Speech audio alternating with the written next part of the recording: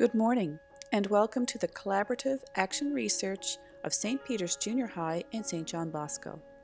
Late last year, we had decided to investigate, and we ultimately submitted a proposal based on student-created video tutorials. There are 6 teachers involved in our project. 5 of us are from St. Peter's Junior High, and our final team member is a former colleague currently teaching at St. John Bosco. We are Lisa Budgell, our Learning Resource Specialist, Ashleigh Colbourne, Science Department Head, Beth Hubley, French Language Arts Department Head, Jesenta Lilly, Math and Science Teacher at St. John Bosco, Nancy Mandeville, our Mathematics Department Head, and finally Erin Walsh, English Language Arts Department Head. We worked with an English Stream Grade 9 class of 18 students at St. John Bosco. These students have a variety of abilities, and they come from diverse socio-economic backgrounds. There are 12 males and 6 females. There are 3 students who require some academic supports, 2 in all subject areas, and the 3rd in mathematics only. Most of our students are from Shea Heights, and they have been together at St. John Bosco for the past 10 years. This particular group has a diverse range of academic and social interests, including, but not limited to, athletics, history, geography, hunting, and dirt biking. This is a late French immersion grade 9 class of 21 students with a variety of abilities, and they come from diverse socio-economic backgrounds. There are 8 males, 12 females, and 1 gender-neutral student. While the vast majority of students have no academic profile, there are 2 female students who require some supports, 1 in all core subject areas and the 2nd in mathematics only. All of our students have grown up in Mount Pearl Southlands and share common experiences and cultural background.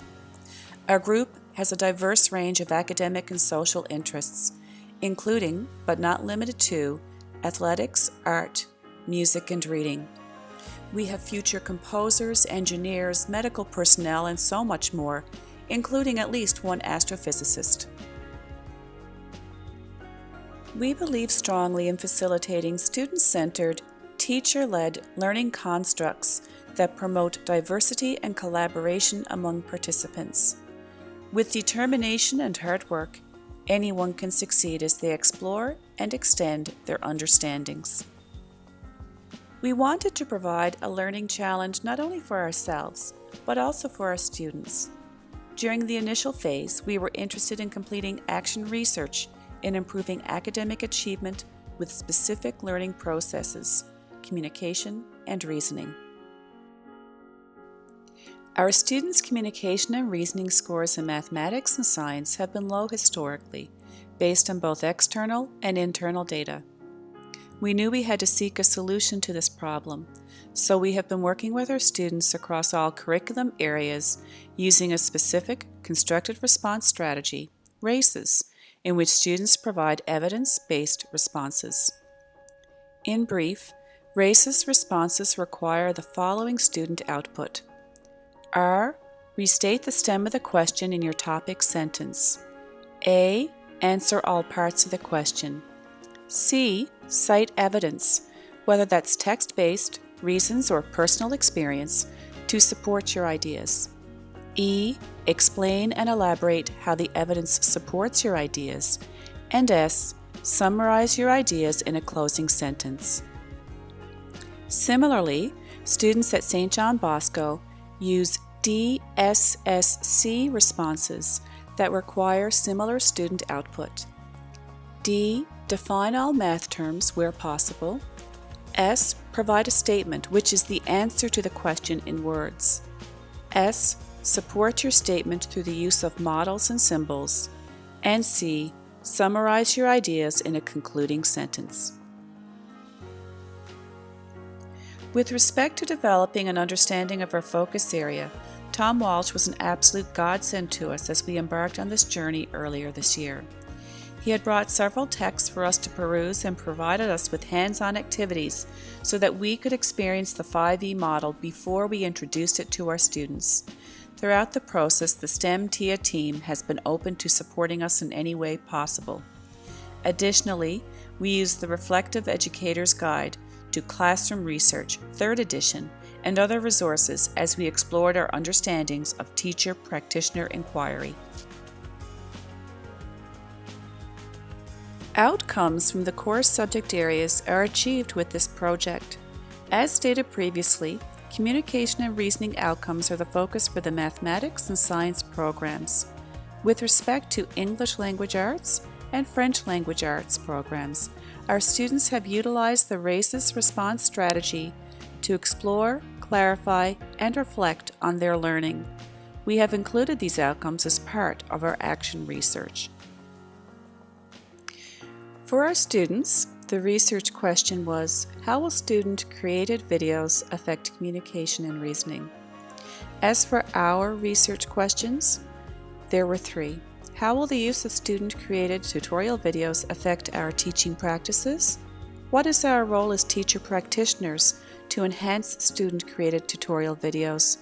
And finally, how will our role as teacher practitioners be affected by the use of student-created tutorial videos?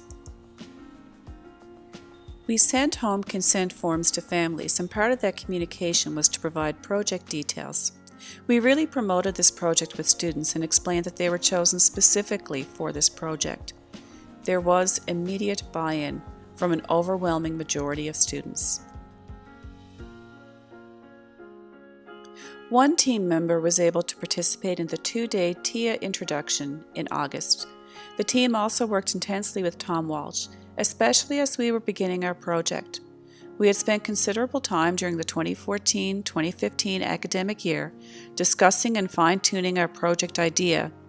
We had read several articles and focused on the text provided to all TIA participants. Then we used several days this year discussing and planning specifically our project details. We relied on the action research process as a guide to plan our project. One of the strengths of this model is the flexibility during the planning and implementing stages. Although we had planned schedule and timeline for these units, we were able to adjust our activities to support the intended learning. While some activities required more time than anticipated, this did not impact negatively the research process. Due to the nature of our project, we have relied on qualitative research, which has proven beneficial. We have developed a greater awareness of taking field notes and journaling, which are not typically part of the daily teaching routine. There were some challenges with time constraints and technology concerns, however. Teacher planning, collaboration, implementation, and data analysis were all completed in addition to our regular scheduled teaching day. You will note that there are several snapshots and videos of our students engaged in their explorations and video making. Such qualitative data sources illustrate concretely the 5E process and student collaboration.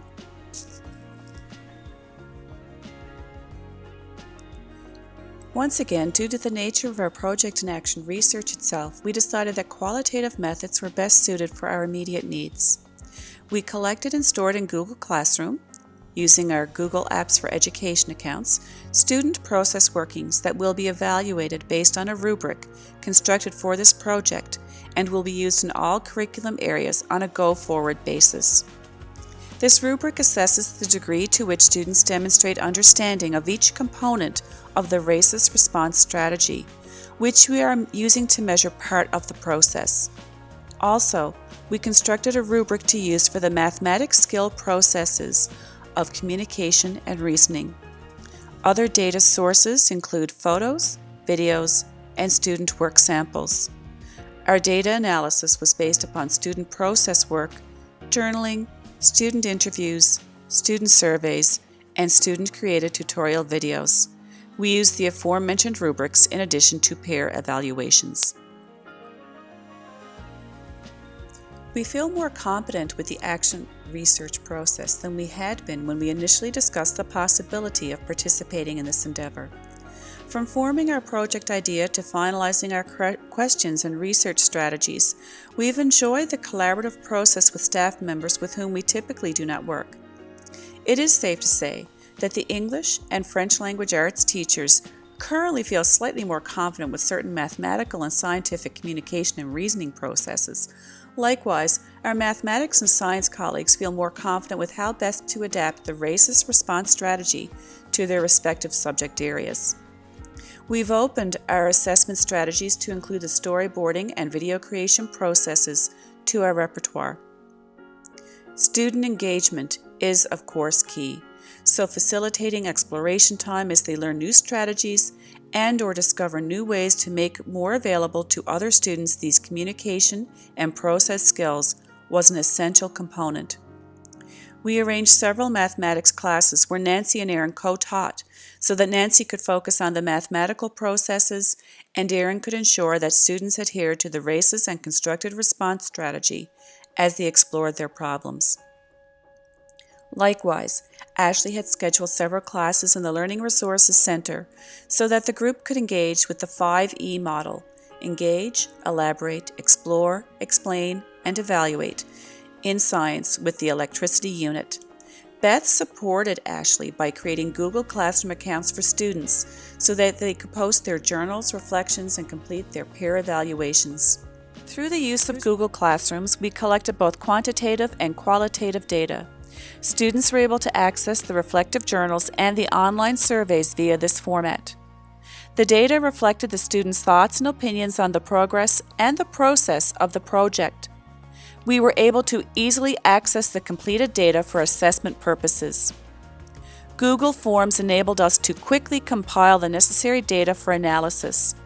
This was done anonymously so that students would have a more comfortable medium to state their beliefs and opinions.